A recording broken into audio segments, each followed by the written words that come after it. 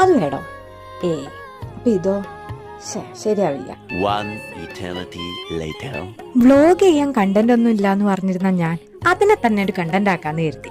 അതായത് ചില കാര്യങ്ങളില്ലേ, നമ്മൾ ഒരുപാട് ചിന്തിച്ചെടുക്കുന്ന തീരുമാനങ്ങൾ, ഉദാഹരണത്തിന് ക്യാഷ് സ്പെൻഡ് ചെയ്യുന്നതോ ഏതെങ്കിലും ഒരു പ്രൊജക്റ്റിൽ ജോയിൻ ചെയ്യുന്നതോ അതോ ഒരു റിലേഷൻഷിപ്പിലാവുന്നതൊക്കെ യെസ് ആണോ നോ ആണോ ഇനി ഇതൊന്നും അല്ലേന്ന് ആലോചിച്ച് ടെൻഷൻ അടിച്ച് സ്ട്രെസ്സായി ആൻസൈറ്റി ആയി ഇതൊന്നും കൊണ്ട് നമ്മുടെ ആയുസ് നീട്ടാനോ ചുരുക്കാനോ നമ്മളെ കൊണ്ട് കഴിയത്തില്ല. അപ്പൊ എന്ത് ചെയ്യണം? ആദ്യം തന്നെ വരുന്നിടത്ത് വെച്ച് കാണാന്ന് കരുതിയിട്ട് ഒരു ഡിസിഷൻ അങ്ങ് എടുക്കണം. അപ്പൊ അതെങ്ങാനും റോങ് ഡിസിഷൻ ആയി പോയോ എന്നാലല്ലേ? അതിനല്ലേ experience is the biggest lesson എന്ന് നമ്മൾ സ്കൂളിൽ നിന്ന് പഠിച്ചേക്കുന്നത്. ഞാൻ ഓവർ ഗ്ലോറിഫൈ ചെയ്തതല്ല. ഇതിന്റെയൊക്കെ പുറകെ പോയ ദിവസങ്ങളും മാസങ്ങളും ഒന്നും പോയ സമയങ്ങളല്ല, പക്ഷെ നമ്മുടെ റൈസിംഗ് ഗ്രോത്ത് പാത്താണ് ഈ കാണിക്കുന്നത്. ആലോചിച്ച് നോക്കിക്കേ, നമ്മുടെ ലൈഫിൽ ചിലതൊന്നും സംഭവിച്ചില്ലായിരുന്നെങ്കിൽ നമ്മൾ ഇന്ന് കാണുന്ന ആൾക്കാരാവുമായിരുന്നോ?